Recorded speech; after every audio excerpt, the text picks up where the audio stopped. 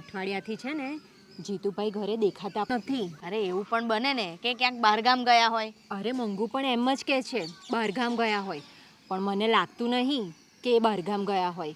આ છે ને છૂટું જ થઈ ગયું લાગે છે. એટલું બધું પૂછાપૂછ પાડાપૂછ કરતી હતી. કશો વાંધો નહીં, એની તો હું વલે કરું છું. મારા છૂટાછેડા કરાયા છે ને તો હવે છૂટાછેડા જ છે, સમજી લે. જો મંગુ, આ બધામાં છે ને મારું ક્યાંય નામ ના આવવું જોઈએ. આ તને મારા ઘરવાળાની તો ખબર છે ને. તે કોઈ કર્યું છે? ના ના, તો તારું નામ નહીં આવે. તે કોઈ કર્યું હોય તો કહી દે તું. ના ના, મેં કંઈ નથી કર્યું, અને જે કંઈ પણ હતું એ મેં તને કહી દીધું. જા હવે, તારું કામ પતી ગયું.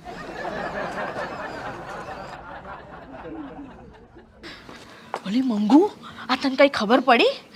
અરે આ પેલી મોહિની નહીં, એના ઘરવાળો છે ને એટલા ઝઘડ્યા ને તો એના ઘરવાળાએ તો એને 2-3 લાફા મારી દીધા. બોલ. અરે એને છે ને કોક ઘરે મૂર્તિઓ જોવા આવ્યો તો. પણ મોહિત તો પરણેલી છે. અરે આ પરણેલી છે એટલે જ તો.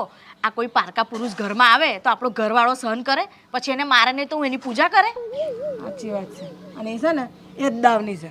આ જો ને, મારું છૂટું નતું કરાવી દીધું અને મૂર્તિયા નથી મોકલવા